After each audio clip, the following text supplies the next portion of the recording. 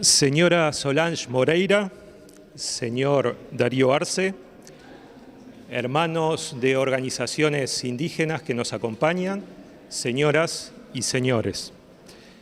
El sello que se presenta hoy no debe entenderse solo como un logro aislado de la Asociación de Descendientes de la Nación Charrúa, sino que debe ser tomado como un logro colectivo de las organizaciones indígenas de Uruguay. Ya hay antecedentes de trabajo conjunto entre la ADENCH y el organismo postal. En 2007, el Correo Uruguayo puso en circulación el sello conmemorativo del 5º aniversario de la repatriación de los restos del cacique Charrúa, Baimaca, Perú, el 17 de julio de 2002. El sello que hoy nos convoca busca visibilizar en un doble homenaje a la mujer charrúa y su lengua, a Guyunusa y a su pequeña hija Carolina, que junto a Tacuabé, Baimaca, Perú y Senaqué conformaron el grupo de charrúas que fueron apresados y conducidos en contra de su voluntad a Francia en 1833. Esta presentación oficial que valoramos contribuye al rescate de la memoria de la nación charrúa, reivindicando a nuestros ancestros, redescubriendo sus valores y principios, así como a nuestras raíces indígenas. Los descendientes de los pueblos originarios estamos agradecidos al Correo Uruguayo y a sus funcionarios por la voluntad y la decisión de emprender este proyecto sin perjuicios. Para llegar a esta imagen con la que nos sentimos representados, hubo varios meses de intercambio fecundo. Reconocemos la apertura del Correo Uruguayo en un contexto no muy amigable con las organizaciones indígenas en el país. Porque a pesar de que 165.000 uruguayos se reconocieron descendientes de indígenas en los censos de 2011, aún hoy, en pleno siglo XXI, algunos sectores de la vida política e intelectual se resisten a reconocer el componente indígena en el entramado social. Nos invisibilizan con el silencio o directamente denigran a las organizaciones indígenas. Mucho menos quieren oír hablar del genocidio, que fue el primer acto de terrorismo de Estado de la naciente República. En la oración inaugural de la Biblioteca Pública en 1816, Dámaso Antonio Larrañaga decía: «Observo a nuestros jóvenes dedicarse con un empeño laudable al árido estudio de las lenguas. Y yo le he tenido en enriquecer ese establecimiento con gramáticas y diccionarios de las más útiles, no solamente de las europeas, castellana, francesa, inglesa, italiana y portuguesa, sino también en las americanas, como el guaraní, el quichua y araucana. Si vosotros os dedicáis con esmero al estudio de vuestros idiomas, encontraréis que no son inferiores a las del antiguo continente. Un campo inmenso se os presenta a los que tengáis tiempo y gusto para ello, perfeccionar sus gramáticas y diccionarios, o bien descubriendo sus bellezas o formándolas de nuevo. Nuestra provincia presenta una cosa muy singular en esta parte. Mientras la guaraní se extiende por todo el Brasil y llega hasta el Perú, mientras la quichua domina en el vasto imperio de los incas, este pequeño recinto cuenta con más de 6 idiomas diferentes. Tales son el minuán, el charrúa, el chaná, el boán, el guenoa, el guaraní y qué sé yo, qué más. Pero lo más sensible de todo es que en poco tiempo no quedará vestigio alguno de ellos, y así es honor nuestro el conservarles. Una de las lenguas que menciona Larrañaga en este discurso precisamente es el chaná. El chaná fue recuperado en los últimos años gracias al trabajo incansable del cacique Blas Jaime, que tiempo atrás nos visitara aquí en Uruguay, quien junto a su hija lo difunden hoy en la provincia de Entre Ríos para que no muera. Aquí en Uruguay, un equipo de la asociación que represento, junto a la antropóloga Susan Lobo de la Universidad de Arizona, asumimos el compromiso de trabajar en el diseño de un ambicioso proyecto de rescate de la lengua charrúa, de la que hoy se conserva un registro de alrededor 70 palabras. Estamos convencidos de que allí afuera hay mucho por recuperar, en el interior profundo de Uruguay, en las comunidades charrúas del litoral argentino y del sur de Brasil, y en el necesario relevamiento de los trabajos lingüísticos de las universidades de estos 3 países. Muchas gracias. Yo, mi primer contacto que tuve con la cultura indígena fue realmente, precisamente yo trabajaba en Filatelia y fue con el matasello de los 5 años de repatriación de Abaymaca, Perú. Eso me hizo estudiar, porque si uno no estudia, no sabe cómo reconocer o cómo, a través de una imagen, lo que representa nuestros pueblos originarios, los verdaderos. Y fue recién a partir de allí que me enteré que no eran solamente los charrúas que hoy existen en Uruguay. No solamente era una lengua, la charrúa, que hoy existe en Uruguay, sino que existen otros pueblos con otras lenguas, y además después seguí estudiando, porque es importante reconocer de dónde vinimos. Y sí que nuestros pueblos fueron devastados completamente por la conquista. Nosotros lo sabemos. Y por lo tanto es un deber de Correo Uruguayo, es un deber del Estado, reconocer que existen hoy por hoy 150.000 alrededor que se identificaron como ascendientes originarios de indígenas. En primer lugar, si desconocemos que existe una población originaria, estamos, digamos que, ignorando incluso el presente y condenando el futuro. Y eso no puede ser así, eso no debería ser así.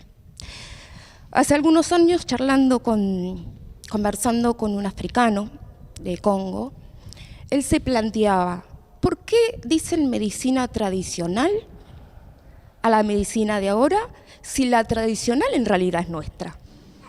Por ejemplo, eso se puede también ver en por qué en realidad la medicina tradicional originaria no es considerada tradicional, sino alternativa.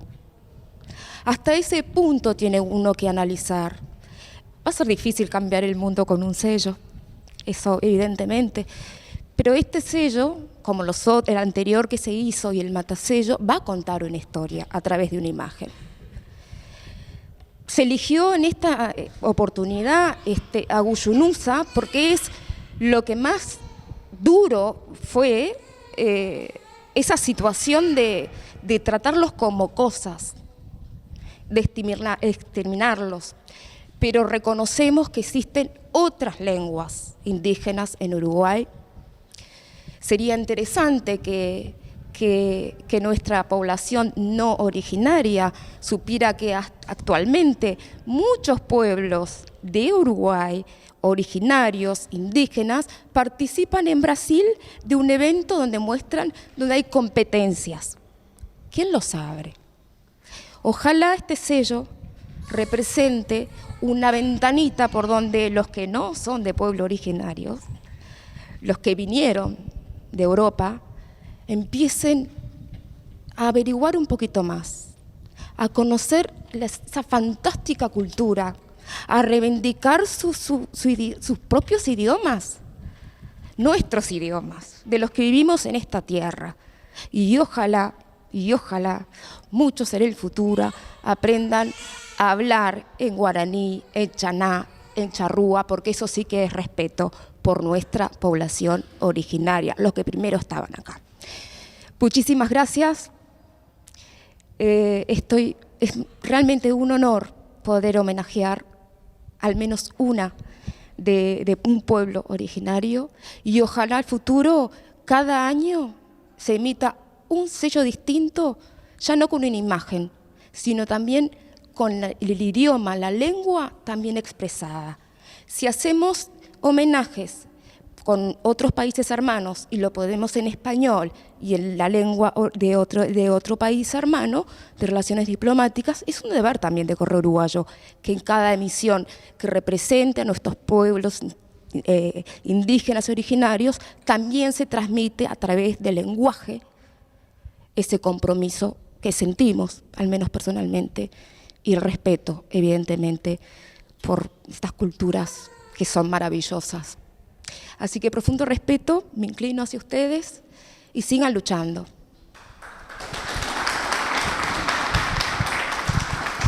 En primer lugar, quiero agradecer a Gerardo Sosa de haberme invitado a decir algunas palabras en esta ocasión. Para los que no me conocen, soy antropólogo, actualmente, si bien trabajo en otra área. Trabajé durante bastante tiempo y muchos de ustedes ya me conocen por haber estado con ellos a lo largo de entrevistas, pero también de otros intercambios.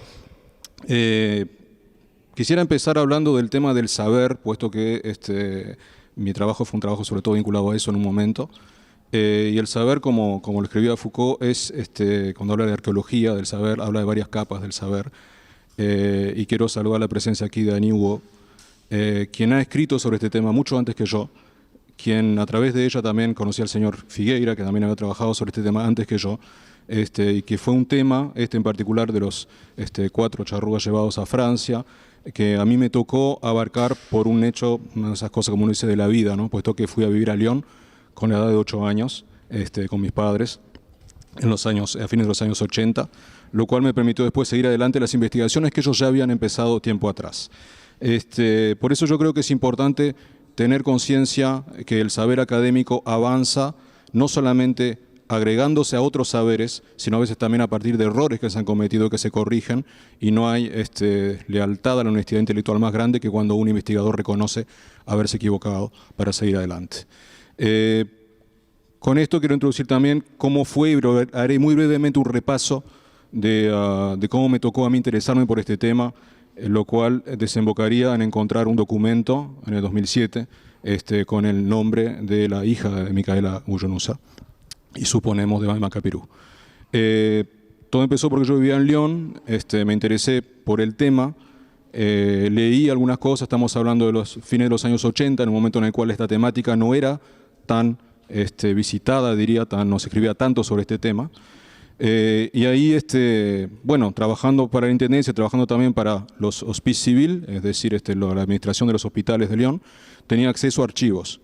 Me puse a disposición en ese momento de grupos que estaban empezando a aparecer, ganan los grupos, uno de ellos Adench, y el otro grupo India en ese momento, diciéndoles que yo estaba a disposición para acercarles, en una era en la cual Internet todavía era incipiente, material que podría acercarles acerca de sus investigaciones.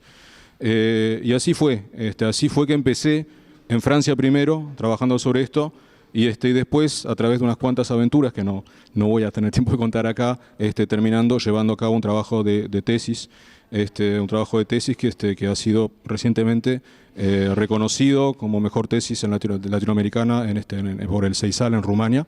Eso fue hace cuestión de meses. Estoy traduciéndola y espero tenerlos todos presentes también cuando la pueda presentar aquí en Uruguay. Vuelvo ahora al tema se habló de las lenguas, ¿no? Y con eso quiero abarcar también el tema de la identidad y sobre todo de la diversidad. Una lengua, y todos los que hemos tenido que traducir en algún momento algún texto o alguna oración, sabemos, es una forma de ver el mundo. Y cada una tiene formas distintas también de expresar las cosas. Cuando vamos hacia las lenguas de pueblos originarios, encontramos, por ejemplo, que para los inuit hay 40 palabras para describir el color blanco. Y nosotros nos cuesta encontrar más de 3 o 4 matices. Esa riqueza es la riqueza que tiene la diversidad lingüística. Esa riqueza es la riqueza que yo creo, es importante defender. Porque la diversidad es lo que nos aporta la riqueza que no nos aporta el decir que tenemos una palabra para cada cosa y limitarnos en nuestra visión del mundo. El tener más palabras para expresar algo, que son cosas que, por ejemplo, vengo yo hablando con mis hijas ahora, significa también vivir más cosas. no es solamente poder decir más cosas o poder vanagloriarse de llamar las cosas por su nombre, es también vivir más cosas. Y eso es importante, porque vivir más cosas es experimentarlas y es por lo tanto poder después también transmitirlas. Ahí está, yo creo, uno de los puntos importantes dentro de lo que tenemos que defender cuando hablamos de las diversidades lingüísticas. Vuelvo un instante a lo que yo creo que fue el objeto más preciso para el cual me convocó acá Gerardo. Las investigaciones que llevé a cabo en Lyon fueron sobre todo en los archivos. Logré identificar los lugares más precisos, algunos habían cambiado, a veces eran detalles, únicamente nombres de calle que habían cambiado con el tiempo. Estuve en Lyon en el mes de mayo, como cada vez que voy, pasé por la Cour des Archers, siempre lo he hecho, viviendo allá, lugar donde ellos se hospedaron cuando estuvieron en Lyon, y último lugar conocido de residencia, menos el de este documento, que hoy yo creo provoca que esté aquí delante de ustedes, que fue el acta de defunción de la hija de Micaela Agullonúzar, cuyo nombre, figura por lo menos el documento, era Carolina, y se llamaba Caroline Tacuabé en ese documento. Hoy perdimos el rastro del último de los que fueron llevados a Francia, que fue Laureano Tacuabé, en el documento llamado Laurent Tacuabé, y hasta ahora no hemos encontrado nada nuevo. Cada tanto intento, a través de internet, a través de conocimientos de gente, indagar un poco más y ver si se puede avanzar. No lo hemos logrado hasta ahora, obviamente que es un deber para mí el día que lo logre comunicarlo. Así que, bueno, recordar que para mí es un honor estar acá una vez más, adelante de todos ustedes.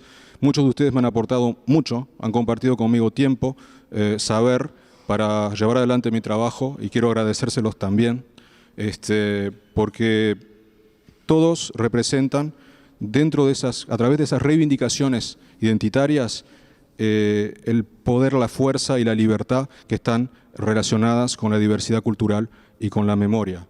Cuando recordamos, pensamos generalmente que estamos hablando del pasado. No es así. El recordar es un acto que se escribe en el presente. Así que hoy, recordar a Micaela, recordar a la lengua charrúa, recordar a Carolina, es también mantenerlas vivas. Muchas gracias. Lo que voy a hacer es un texto de un compañero nuestro que le decimos el indio, somos todos indios, pero él es el indio, y nos hizo un poema en lengua llana que fue hecha antes de tener el libro, así que si tiene algunas diferencias, es breve. Habla de la memoria. Mutitisda, tinanejeso yendao, itijumen, imnaguama, retanujil, tijuinem, oyendao, oyendao, oyendao. A ti yo quiero venir siempre, memoria. Yo no puedo. Ven tú, amigo, tú que sabes mirar la imagen del alma.